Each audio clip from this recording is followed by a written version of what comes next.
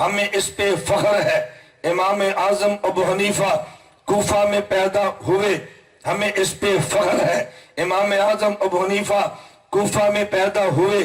ہمارا موقف یہ ہے کہ دنیا کے سب سے بڑے امام کو، جو پیغمبر کے صحابہ کے بعد آئے، اس کو مکہ میں پیدا نہیں ہونا چاہیے تھا، اس کو مدینہ میں پیدا نہیں ہونا چاہیے تھا، بلکہ اس کو کوفہ ہی میں پیدا ہونا چاہیے تھا۔ ایک بندہ کہے گا مکہ کو مانتے نہیں، میں نے کہا مانتے ہیں۔ مدینہ کو مانتے نہیں، میں نے کہا مانتے ہیں۔ آپ اس پہ کیوں بضد ہے کہ پہلے امام کو مکہ میں نہیں کوفہ میں آنا چاہیے، پہلے امام کو مدینہ میں نہیں کوفہ میں آنا چاہیے؟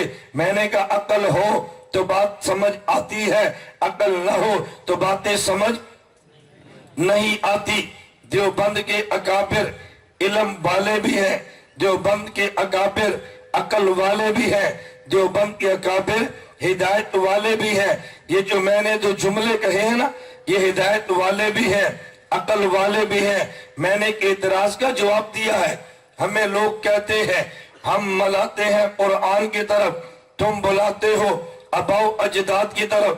یہ تو مشرکین مکہ کا طریقہ ہے۔ جب انہیں کہا جاتا تعالو آجو قرآن کی طرف، آجو حدیث کی طرف، آجو کتاب اللہ کی طرف، تو قرآن کہتے ہیں، مشرکین مکہ کہتے نانا ہم تو وہ کریں گے ما الفینا علیہ آباءنا، ہم تو باپ دادے کی بات مانیں گے۔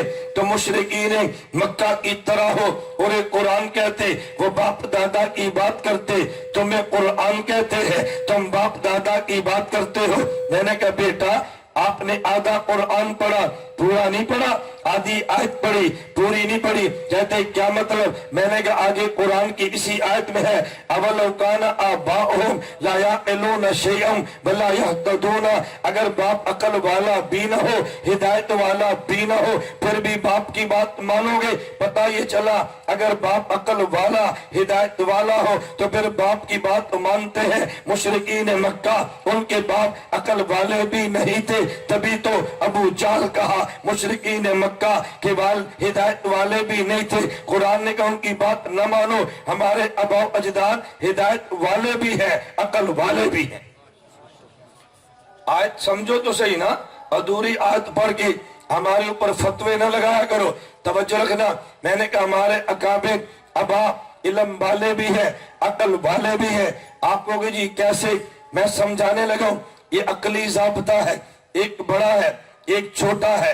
بڑا کام شروع کرتا ہے، وہ جب دنیا سے جانے لگے تو چھوٹے کو کہہ کے جاتا ہے دیکھو یہاں تک کام میں نے کیا، آگے بیٹا یہاں سے تو نے لے کے چلنا ہے۔ اگر وہ نہ کہہ کر جائے تب بھی بڑا جہاں سے کام چھوڑ کے جائے، چھوٹا وہاں سے کام لے کے چلتا ہے۔ یہ دنیا کا ضابطہ ہے۔ اگر باپ نے جگہ خریدی اور مسجد بنا دی ہے لیکن مدرسہ نہیں بنا سکا تو باپ کے جانے کے بعد اس کا بیٹا مدرسہ بناتا ہے۔ وہ یہ نہیں کرتا کہ مسجد شہید کر کے دوبارہ بنائے، مدرسہ بناتا ہے۔ اس نے مدرسہ بچوں کا بنایا، یہ دنیا سے چلا گیا۔ بچیوں کا مدرسہ علاقے کی ضرورت تھی، آگے پوتا وہ بچیوں کا مدرسہ بناتا ہے، بنا دیا۔ اب اس کے بعد پڑپوتا اس نے دیکھا کہ باپ نے مسجد بنائی، ہمارے دادا نے مسجد بنائی، ہمارے ابو نے یہ مدرسہ بنایا، ادھر یہ بچیوں کا بنا، بھئی ہمارے علاقے کی ضرورت سکول بھی ہے، مجھے بنانا چاہیے۔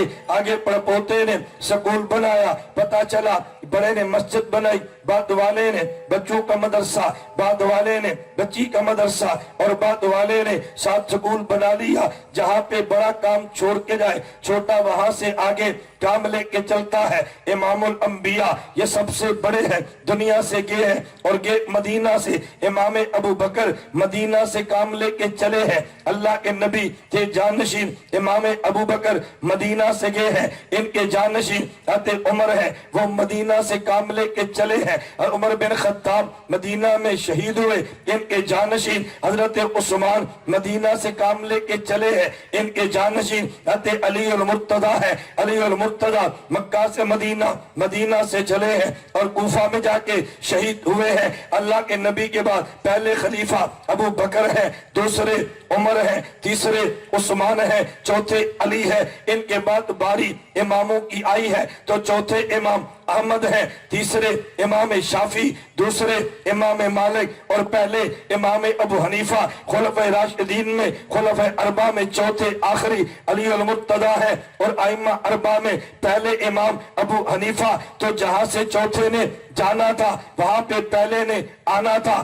اگر چوتھا مکہ میں شہید ہوتا تو پہلا مکہ میں آتا، اگر چوتھا مدینہ میں وفات پاتا تو پہلا امام مدینہ میں پیدا ہوتا۔ جب چوتھا خلیفہ کوفہ میں شہید ہوا تو پہلے امام نے کوفہ میں آنا تھا۔ جہاں بڑا کام چھوڑ کے جائے وہاں چھوٹا کام لے کے چلتا ہے۔ کوفہ آخری خلیفہ کی جائے شہادت ہے تو پہلے امام کی جائے ولادت ہے۔